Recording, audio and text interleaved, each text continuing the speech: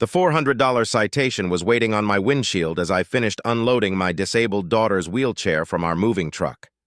Parking violation. Vehicle not within marked lines, it read, boldly signed by Karen Mulgrave, president of the HOA. She had no clue she'd just challenged a transportation infrastructure specialist. By the time I was through, Karen's home would be sitting at the end of a road to nowhere. My name's Ethan Rowe, 41, and for the past 15 years I've worked as a civil engineer designing roads and public infrastructure for the Department of Transportation. My daughter Lucy is 12, brilliant, and has used a wheelchair ever since a car crash took her mother's life and changed ours forever. We had just relocated to Clearwater Bluffs, a gated lakefront neighborhood where my late wife grew up, so Lucy could be closer to her grandparents. The moving truck slightly crossed the worn yellow lines in our driveway while I worked on installing Lucy's new wheelchair lift. I was carefully aligning everything for her safety when Karen Mulgrave showed up beside my truck, looking like a perfectly groomed hawk. "Excuse me," she said with the kind of tone that's not really asking anything. "I'm Karen Mulgrave, president of the HOA. You must be the new resident at 47 Lakeshore Drive? Ethan Rowe, just getting settled today." "Yes, I figured. I also noticed your vehicle is improperly aligned with the designated parking zone." I glanced at the truck, barely 6 inches outside the line. "Sorry. I was just making sure my daughter's equipment was secured properly." "Community rules don't make allowances for personal situations, Mr. Rowe. All residents are expected to follow proper parking etiquette. I'll move it right after I finish the lift installation." "That won't be necessary." She extended the citation with clear satisfaction. $400 for the infraction and violating neighborhood aesthetic policy. I blinked at the amount in disbelief. $400? For being a few inches over the line while moving in? The fee schedule is clearly listed in your HOA welcome packet. Perhaps you should have reviewed it beforehand. Lucy wheeled over, her face glowing with excitement from exploring our new home. "Dad, the backyard has the perfect place for a garden." Karen's smile faded when her eyes landed on the wheelchair. "Mr. Rowe, I trust you'll store mobility devices appropriately and not leave them visible in the driveway. My daughter's wheelchair isn't clutter. Association guidelines state medical apparatus should be kept discreetly to preserve the visual harmony of the community." Lucy's joy dimmed immediately. She'd suffered enough without a stranger implying her wheelchair was an eyesore. "It stays wherever Lucy needs it," I said firmly. "We'll see about that. Welcome to Clearwater Bluffs, Mr. Rowe. I hope you'll grow to respect our guidelines." That night, I phoned the HOA office to dispute the ticket. The secretary, a kind older woman named Mrs. Chen, sounded apologetic.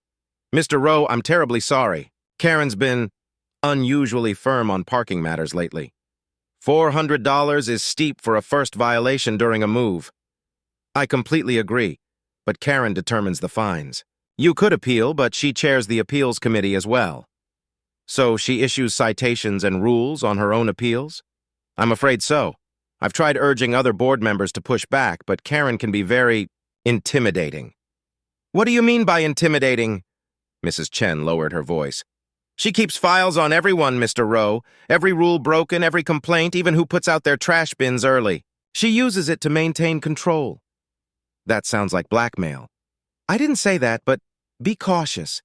Karen doesn't like being challenged." 2 days later, I understood what she meant. Karen posted pictures of my parking violation on the HOA bulletin and in the neighborhood Facebook group with the caption, "New residents ignoring community standards, rules matter." The responses were merciless. People I'd never even met labeled me arrogant and inconsiderate. A few said if I couldn't follow simple guidelines, I should relocate somewhere more fitting. But what truly enraged me were the remarks about Lucy. Entitled dad thinks having a handicapped kid means the rules don't apply. If they need special setups, maybe they belong in a community made for that. Can't wait for the ramps and medical junk to start cluttering the street. Lucy saw the posts. Before I could stop her, she burst into tears. "Dad, they're saying we don't belong here. Lucy, those folks don't know us. They're overreacting to nonsense." "But what if they're right? What if we really don't fit in?" "We absolutely do. This was Mom's town. This is your home." "Then why do they all hate us?" I had no good answer. How do you explain to a 12-year-old that some grown-ups gain power by tearing others down? A week later, another citation arrived. This one for repeat parking violations, though I'd parked squarely inside the lines while unloading groceries. But this one had a handwritten note. Mr. Rowe, some families simply aren't suited for exclusive communities like Clearwater Bluffs. Perhaps a more accommodating area would better serve your needs. That's when it hit me. This wasn't about parking at all. Karen wanted us gone because she didn't want a disabled child disturbing her perfect neighborhood. I made up my mind to confront this at the next HOA board meeting. It was held at the clubhouse, a pompous structure overlooking the lake. About 20 residents attended, most seeming bored or irritated. Karen sat at the head like royalty presiding over her court. When she opened the floor for public remarks, I stood.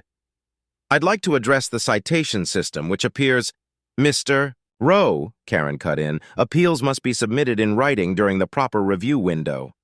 I'm not contesting the ticket. I'm challenging the rule itself. Regulation discussions are reserved for board members during official business sessions. As a homeowner, don't I have the right to speak up?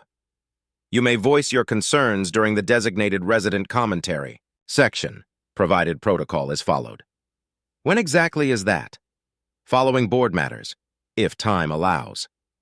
The meeting dragged on for more than an hour. When Karen finally reopened the floor, I stood again. I'd like to speak now. I'm sorry, Mr. Rowe, but we're running behind. Resident input will need to wait until next month's agenda. But you just said this was the right time.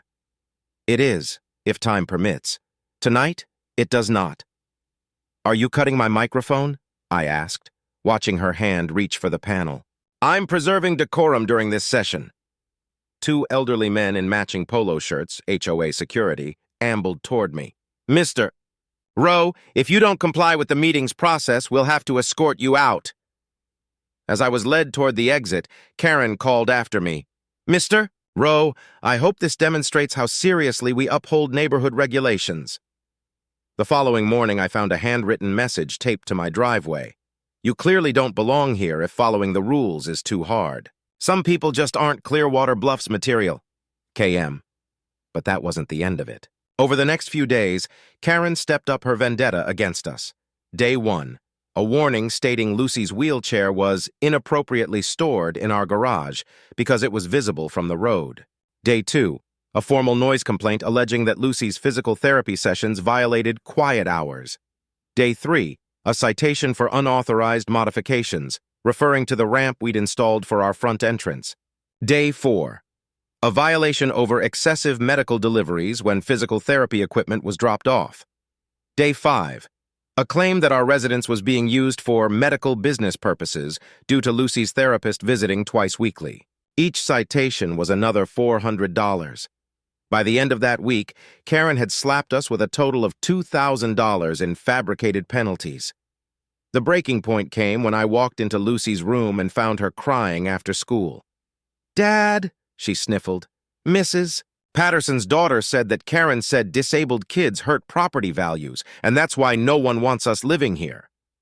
That's absolutely false, sweetheart. But what if she's right? What if we're the problem? You are not the problem. You're the brightest part of this neighborhood. Then why does she hate us so much? Because people like Karen are small-minded and miserable. Her only joy comes from trying to control others. So what do we do now? We show her exactly what happens when she picks the wrong family to bully. That's when I decided to push back. I began digging through public land records, using every skill I'd picked up over 15 years as a city infrastructure engineer. Every street, every access path, every boundary line in Clearwater Bluffs had to be archived somewhere. And what I found was intriguing. The main road running through the community, particularly the stretch in front of Karen's home, had never officially been handed over to the HOA. Per county documents, it was still listed under the original developer's trust. Deeper investigation revealed the developer had gone bankrupt in 2008, and with the trust dissolved, that 40-foot-wide strip of land containing the road had reverted to county control. Because of unpaid back taxes, it was now slated for public auction. Even more compelling was a detail buried in the old environmental reports, a designated alternative route around the lake's eastern bank. It was meant for use if the main road ever required rerouting due to environmental impact. I spent 3 full days combing through topographic maps, city planning records, and zoning diagrams. The road in question was separate from the residential lots, meaning whoever owned it effectively controlled access to a large portion of the neighborhood, including Karen's address. The auction took place on a rainy Thursday morning in a dim courthouse basement. 5 plots were up for grabs. 4 attracted bidding wars.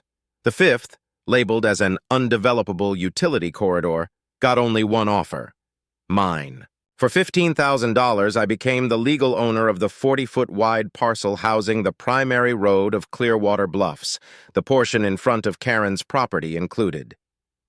The clerk handed me the paperwork, clearly puzzled. "Sir, you do realize you just bought a road? You can't build on that." "I know exactly what I'm doing. What are you planning for it?" "Improvements."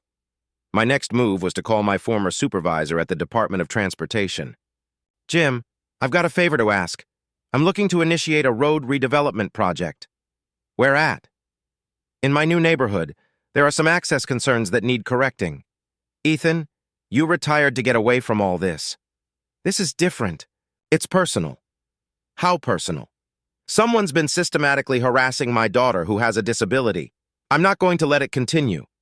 "Damn. What do you need from me?" "I need a consulting agreement to launch a private infrastructure improvement plan. I want full DOT review and clearance." "You're really going to construct a whole new road?" "No, I'm going to redesign this entire neighborhood's traffic system." Within a week, I had the draft plans drawn.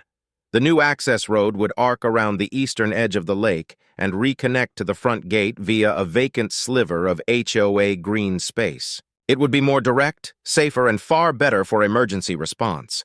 It would also completely bypass the stretch of road Karen's home sat on. I submitted the plans to the city planning office as a privately funded civic improvement, sponsored by a resident with community well-being in mind. Processing took 3 weeks. During that time, I quietly paid my bogus citations without making a fuss. Karen appeared to think she'd driven us into submission, but I had other tasks in motion. I hired a private investigator to dig into Karen's history, and the results were revealing. Karen Mulgrave had a history, 3 prior HOA controversies in other neighborhoods. In each case, she'd been accused of intimidation and discriminatory behavior toward families with disabled children. Every time, it ended the same way: public outcry, a forced resignation, and a hasty relocation. She wasn't new to this. Karen was a repeat offender, an HOA tyrant with a particular fixation on vulnerable households. Even more troubling, the investigator uncovered financial misconduct within the current HOA's books. Karen had been rubber-stamping overpriced maintenance and landscaping contracts. Most of them funneled money to her husband Clyde's floundering construction firm. Over $50,000 in payouts over the last year, all awarded without a single competing bid. Karen wasn't just power-hungry. She was siphoning money from the very people she lorded over. One afternoon, while I was in the garage tinkering with tools, old Mr. Greeley from across the lake dropped by. He was a retired surveyor with a habit of showing up at just the right time. "Word is you've had a brush with Queen Karen," he said, nodding toward her property. "Nothing I can't manage.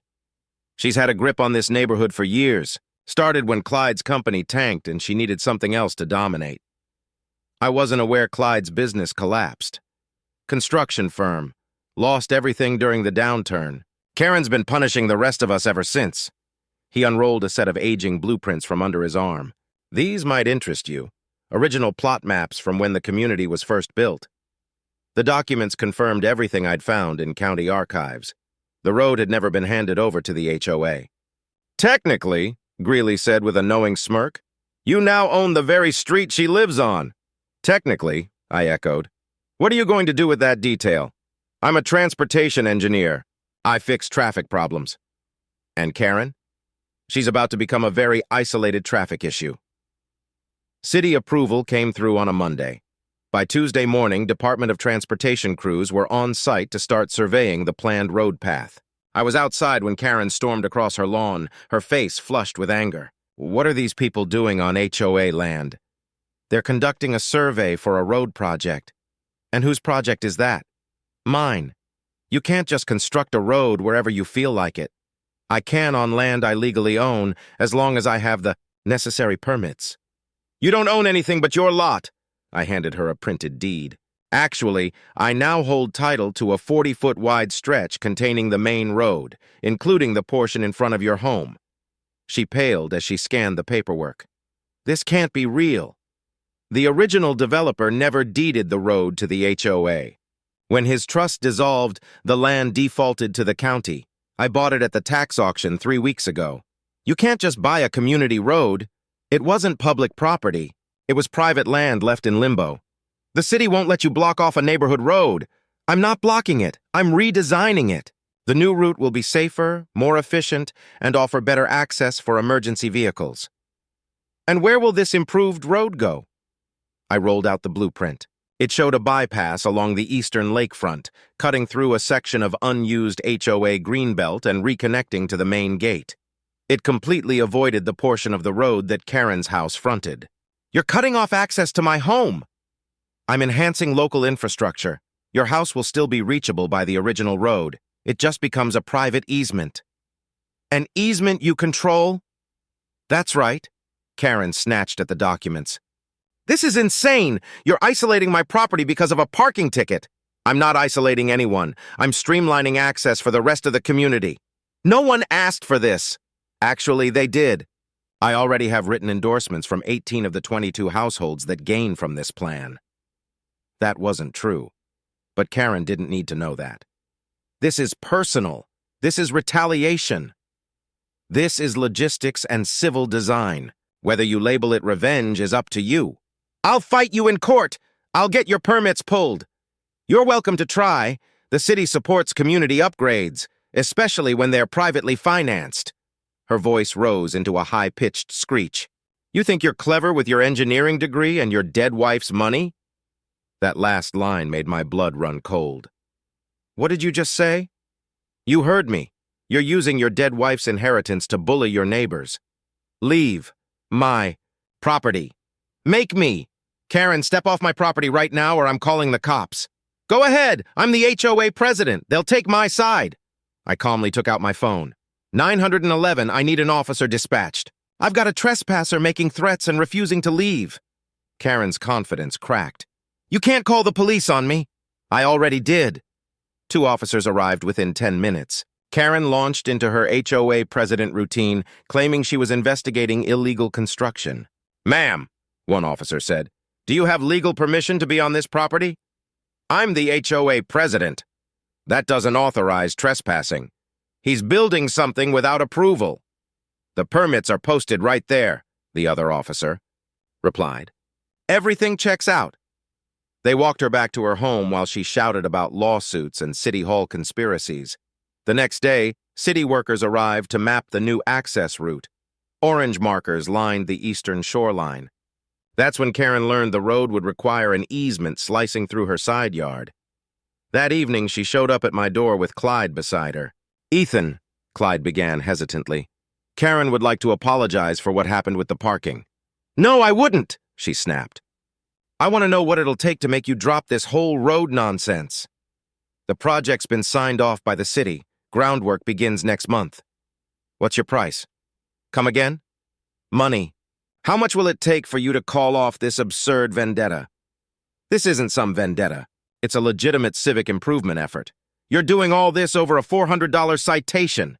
Karen, Clyde interjected, his voice tired. Maybe we should just...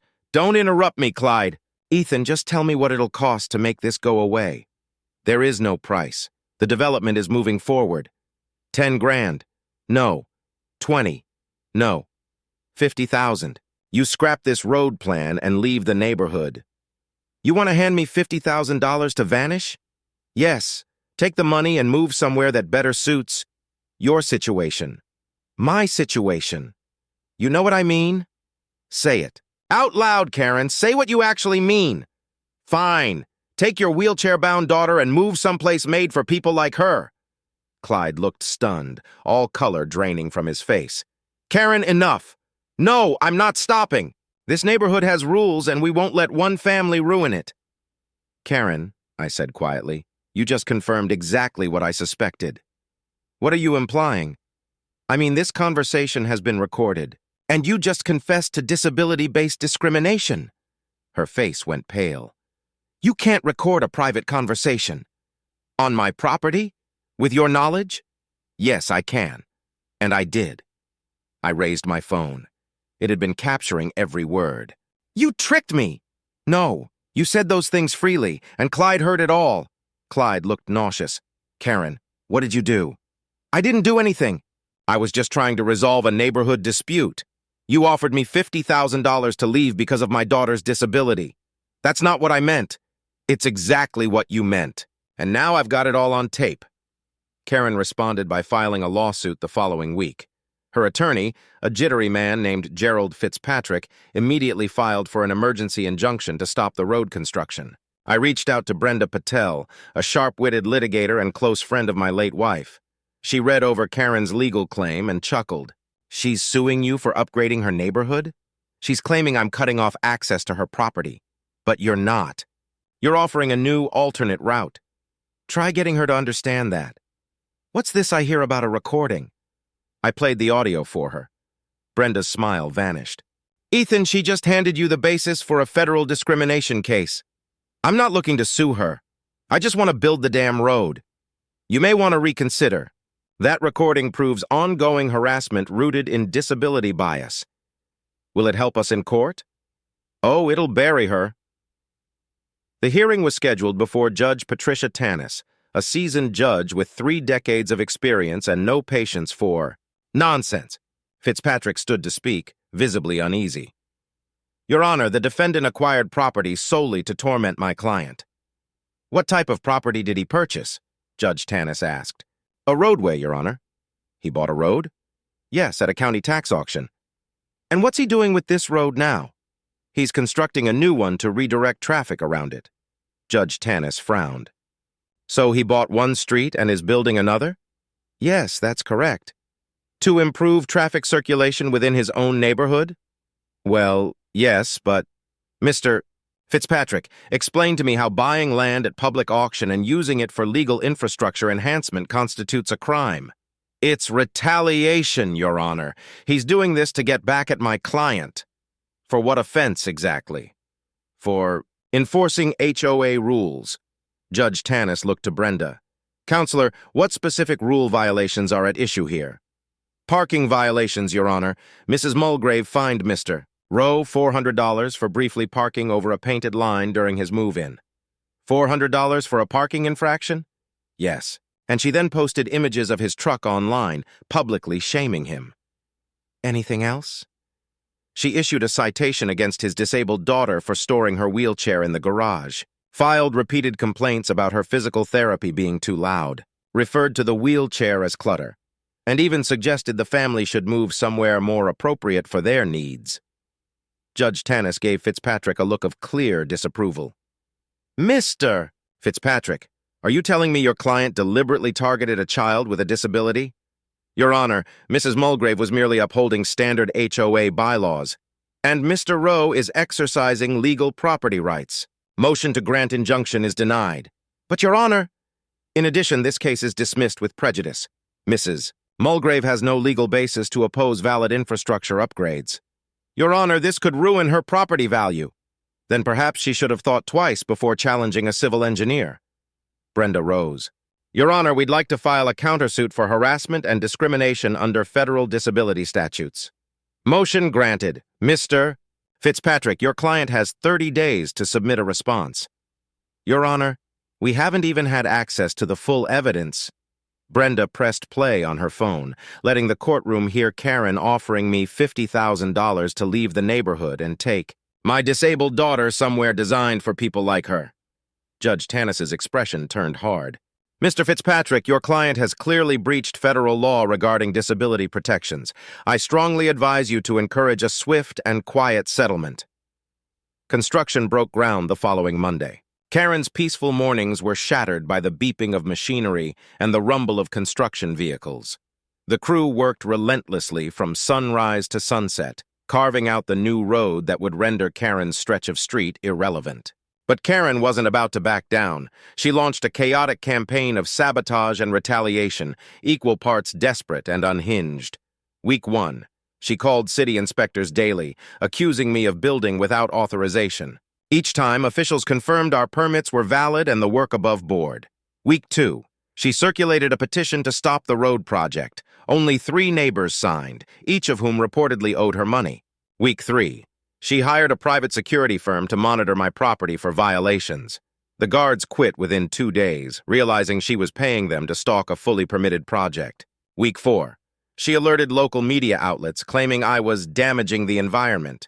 In truth, our environmental review showed the new road would enhance drainage and reduce erosion along the lakeshore. Then came the notes, ominous handwritten messages left on my truck.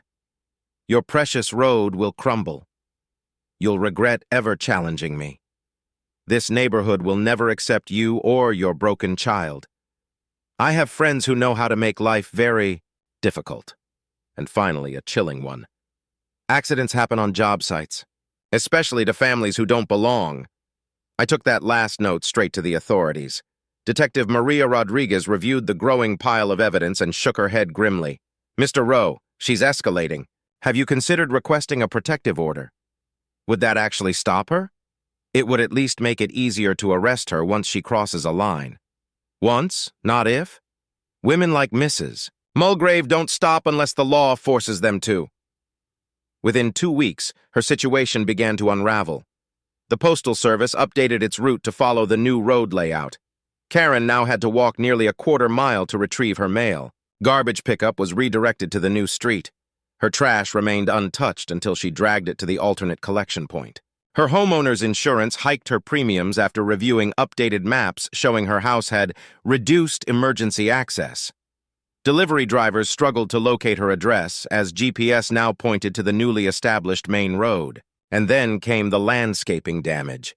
Karen's meticulously trimmed front lawn was torn apart when crews needed to access buried utility lines beneath the former street. Yet the worst part wasn't the logistics, it was the public response. Rather than rally to her defense, the community applauded the construction. Finally, we'll have proper access for ambulances and fire trucks. The new road has stunning lake views. They say property values could rise 20% with the new setup. Her isolation became complete when even Clyde, her husband, finally turned against her. One afternoon, as I was organizing tools in my garage, Clyde showed up at my door looking sheepish. "Ethan, can we speak privately?" "About what?" "Karen, she's not okay." "What's going on?" "This whole road thing has pushed her over the edge. She spends every hour plotting ways to stop you, calling lawyers, drafting complaints. She's been tormenting my family for months, Clyde." "I know, and I regret not doing something sooner." "Why didn't you?" "Because I was scared. Karen controls everything in our house the way she ran the HOA. That doesn't excuse targeting my daughter. You're absolutely right, it's indefensible. But I'm worried it's going to get worse." "What makes you say that?" "She's been talking about sabotaging the equipment. She thinks if she causes enough setbacks, you'll abandon the project." "You're telling me she's serious?" "Deadly. She's already contacted a demo crew to ask about accidental damage to construction machinery." "Unbelievable. There's more. She's reached out to your daughter's school, claimed your home address is fake because the new road rerouted access." That was the last straw. I called Detective Rodriguez without hesitation. "Detective, I need to press charges. Harassment, stalking, and attempted interference with my daughter's education." "What happened now?" I laid it all out. The threats, the sabotage planning, the false reports to the school board. "Bring me everything, Mr. Rowe. Every letter, every fine, every piece of written or verbal abuse. It's time to shut her down." An arrest warrant was issued the following Friday morning. At precisely 8 a.m., Detective Rodriguez and 2 officers knocked on Karen's door. I watched from my living room window as she was cuffed and led down the walkway, shrieking about conspiracies and police corruption. "This is a violation of my rights. I'm the HOA president. You can't arrest me for enforcing rules." "Ma'am, you're being taken into custody for criminal harassment, stalking, and issuing terroristic threats." "Terroristic threats? I didn't threaten anyone." "You talked about sabotaging construction equipment and endangering a family with a disabled child." "That's not what I meant." "You have the right to remain silent, ma'am. I recommend you exercise it." Karen spent the weekend behind bars. Clyde posted her bail early Monday, but the damage had already been done. Her arrest became a local news headline, and the story of a homeowners association president tormenting a disabled child spread like wildfire across social media. The community reacted swiftly and harshly. Within 48 hours, a petition calling for Karen's immediate removal from her role as HOA president had gathered 60 signatures, more than twice the number of homes in the neighborhood. An emergency HOA meeting was set for Thursday evening. The clubhouse was packed to capacity. Every homeowner attended, along with a few local journalists and a representative from the county prosecutor's office. Karen, looking worn out and defeated, opened the meeting. "We're gathered tonight to address the recent misinterpretations surrounding the road project and some unfair allegations."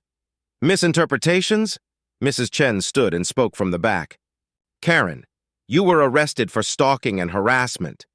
Those accusations were made up. You threatened to damage public works equipment. Completely taken out of context. You tried to get a disabled child expelled from her school district. I was reviewing a potential residency violation." "Then, Mr." Greeley stood up, holding a thick binder.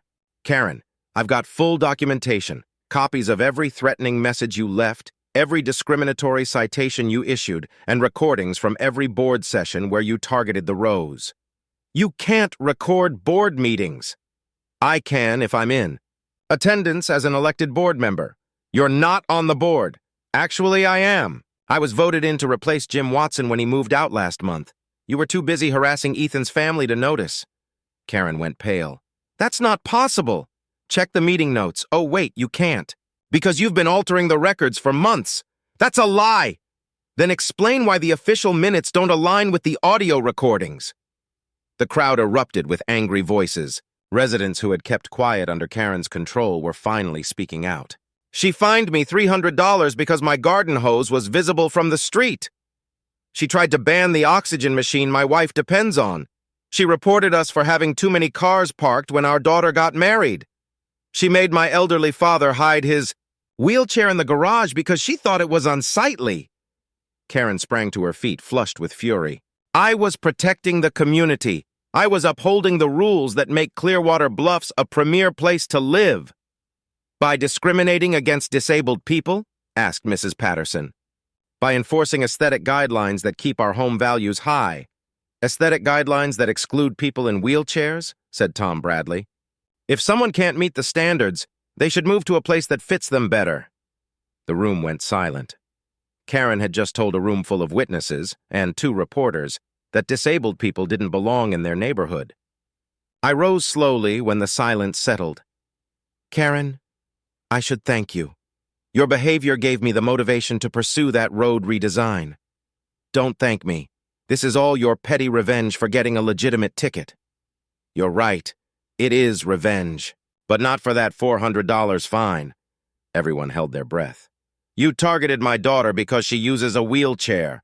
You mocked her medical equipment as clutter, implied we didn't belong here, fined us for things no one else gets punished for, posted pictures online to shame us, and tried to get her kicked out of school." Karen's cheeks turned crimson.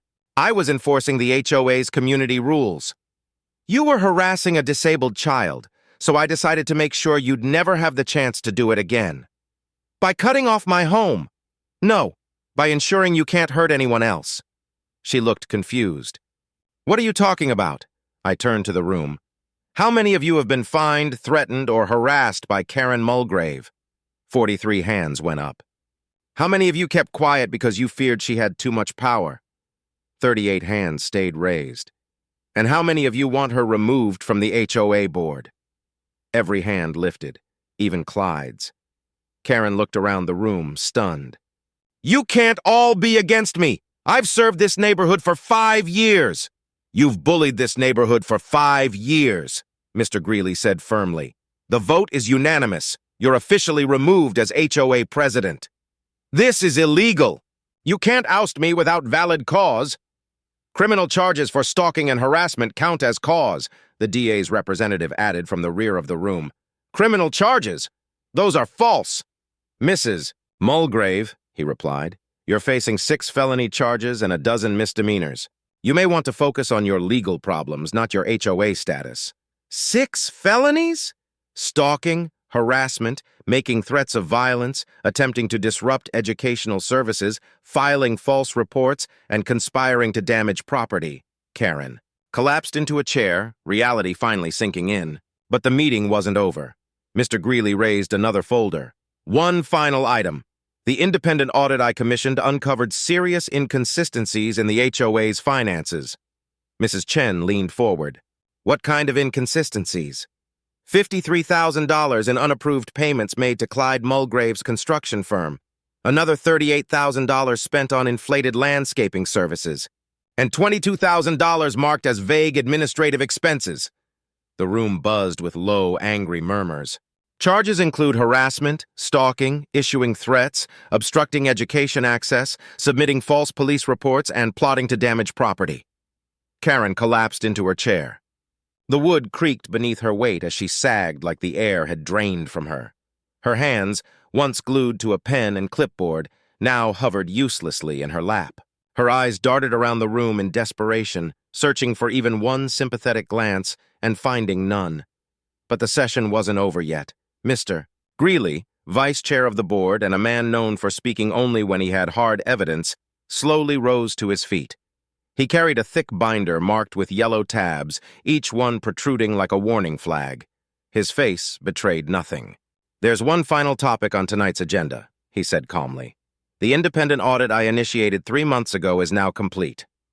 A rustling wave swept across the clubhouse. Karen straightened in her seat. That audit was never authorized, she croaked. It was, Greeley replied, locking eyes with her. You didn't notice the vote because you stormed out halfway through that meeting. He opened the binder with slow precision. The auditors reviewed 6 years of financial activity. What they found wasn't simple disorganization. It was gross mismanagement and deliberate theft. Karen's jaw tightened. Mrs. Chen leaned forward, her knuckles white. What kind of theft exactly? Greeley's voice didn't change. $53,000 in payments to Clyde Mulgrave Construction, owned by Karen's cousin. No contracts, no invoices, no permits, no records of completed work. Gasps rippled through the room. $38,000 to Verdant Bloom Landscaping. Nothing more than a shell entity, registered less than 2 weeks before the first payment. And who signed the checks? He flipped the page. Karen Delaney. Karen's mouth opened, but no words came out. Greeley continued, unflinching. Then there's $22,000 listed under administrative oversight. That's HOA money used for personal spa appointments, gourmet luncheons, and half a dozen designer purchases from Louis Vuitton in Beverly Hills. This wasn't neighborhood management, Karen. It was shopping sprees on the community's dime. The room exploded. Neighbors rose to their feet, shouting over one another. She used our fees for handbags? That explains the dues increase last fall. She's been stealing from us for years. Karen jumped to her feet, her face burning. This is a smear campaign, she screamed. You're all jealous. I brought structure to this community. No, said Mr. Patel as he stood from the back row. You brought corruption, and you did it while bullying families and threatening children. Karen spun on him. You think you're better than me? Your sidewalk has weeds. Your wife left you, everyone knows. A hush fell over the crowd. It was broken only when Mrs. Chen slammed the gavel. That's enough. Karen Delaney, you are officially removed from all HOA responsibilities effective immediately. A full civil inquiry will begin at once. Karen let out a dry, cracked laugh. You can't do this. I created this place. I made all of you follow the rules. Then watch what happens without you, someone muttered. The vote was called, 9-0, not a single vote in her favor. Karen's clipboard slipped from her fingers and hit the floor with a dull thud. She stared at it, like even it had turned against her. Then she shoved through the crowd and stormed out the doors, head up, back rigid, like a general retreating from a battle she'd clearly lost. Someone whispered, "Is she crying?" "No," came another voice. "She's calculating. She's already thinking of who to blame next." But deep down, everyone knew she was finished, whether she could accept that or not. That night, her front porch light stayed dark for the first time in over 10 years. Her once perfect flower beds were neglected, her tiny white dog didn't bark, and every curtain was drawn, like even the house was ashamed. By morning, a moving truck sat quietly in the driveway. No one came to say goodbye, no muffins, no kind words. Karen didn't address a single person as she packed the last of her things. She kept her eyes down, her mouth tight, like she could still claw her way back into power if she just stayed silent long enough. By noon, the truck was gone. So was Karen. A "for sale" sign appeared on her lawn, and before the paint had a chance to fade, someone slapped a bright orange sticker on it, the same hue as Karen's infamous violation notices. This one said, "Community Restored." At the next HOA meeting, attendance hit a new record. Neighbors chatted. They smiled. A dad brought donuts. A little boy rode his bike through the parking lot. No one stopped him. I stood quietly near the back, watching new board members being sworn in when Lucy rolled up beside me and nudged my arm. "She's really gone?" I smiled. "Yeah, she's gone." She glanced around the cheerful room and asked softly, "Do you think people like that ever really change?" I paused, thought about it. "Maybe," I said, "but that's not our concern anymore. Because in the end, Karen built her kingdom on fear, threats, and control, and we dismantled it with truth, with proof, and the one thing she never anticipated, each other."